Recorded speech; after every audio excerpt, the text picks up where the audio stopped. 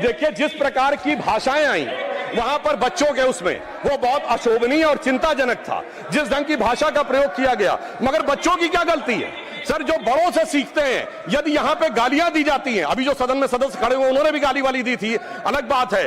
प्रधानमंत्री जी को बिहार में मां की गाली दी जाती है, आखिर में बच्चे बड़ों से ही सीखते हैं। तो मुझे लगता है ये भी ध्यान रखना चाहिए। मगर मैं दलगत भावना से अलग होकर कहता हूं, आज जो कुछ आपने सुना, हम इस तरफ पक्ष के हो या उस पक्ष के हो, क्या हमें नहीं लगता कि इस विषय को लेकर हमें चिंता होनी चाहिए? इस पे पूरे सदन को चिंता होनी चाहिए और इसका मार्ग प्रशस्त होना चाहिए। इसलिए मैं सदन की तरफ से कहना चाहूंगा कि शील, विनय, आदर्श, सभ्यता तार बिना झनकार नहीं है। शिक्षा क्या स्वर साध सकेगी यदि नैतिक आधार नहीं है? और मैं यह भी बताना चाहता हूं सर, मैं जेन जी से भी कहना चाहता हूं कि आपने एक गाना सुना होगा, यही उम्र है कर ले तू गलती से मिस्टेक। तो मैं बच्चों से बताना चाहता हूं, ये पानी की बोतल 10 रुपए की आती है, मगर Instagram free, Facebook free, WhatsApp free, Twitter free. ये फ्री क्यों दिया जा रहा है भाई? जबकि वो सभ्यता क्या कहती है, there can never be a free lunch. If there is a free lunch there has to be poison in it. तो मैं समझना चाहता हूं वो फ्री आपको इसलिए दिया जा रहा है ताकि आपके दिमागों को कैप्चर किया जा सके।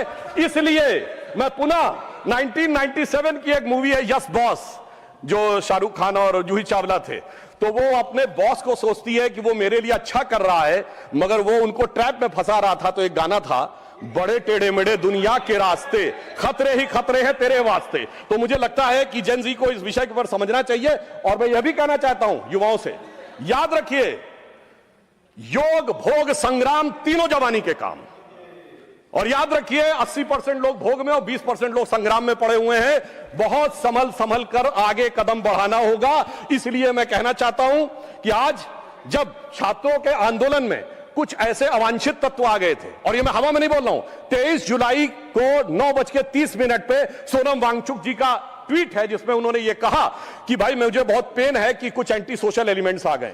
बच्चों से कहूंगा सावधान रहिए, ये बड़े खतरनाक एलिमेंट हैं। ये अवसरवादी, अराजकतावादी हर आंदोलन में चले जाते हैं, सीए में भी चले जाते हैं, किसान में भी चले जाते हैं, कुछ पहलवान में भी चले जाते हैं, आज बच्चों में भी। तो ये वो मुखौटा है जो कभी मुसलमान के पीछे छुपता है, कभी किसान के पीछे छुपता है, कभी पहलवान के पीछे छुपता है, आज नौजवान के पीछे छुपा है। इसलिए मैं कहना चाहूंगा बच्चों से कि देखिए वो जो बच्चे हैं वो तो भटके हुए नौजवान हैं सर, बच्चे तो भटके हुए नौजवान हैं, मगर सत्ता के लालच में पक्की दाढ़ी वाला एक लटका हुआ नौजवान भी है, उससे उनको बहुत सावधान रहने की जरूरत है। और मैं सर बस 1 मिनट में खत्म कर रहा हूं सर, प्रधानमंत्री जी ने और गृह मंत्री जी ने यह ध्यान रखा, हिंदी में एक कहावत है कि गेहूं के साथ घुन न पिसने पाए।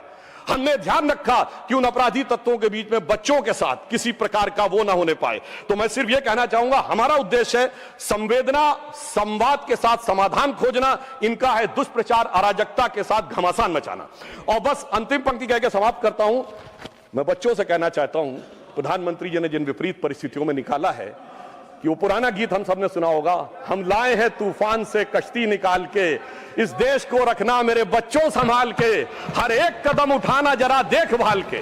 और अंत में कहना चाहूंगा बच्चों से यह भी कि हां हो सकता है कुछ कष्ट आपको हुआ हो, मगर हम उन लोगों में से नहीं हैं जो माननीय राम गोपाल जी कहते थे, कार सेवक चढ़ तो गए थे मगर चिपक गए, साथ के गोलियां मारी गई थी, कनपट्टी पर सटा के गोलियां मारी गई थी।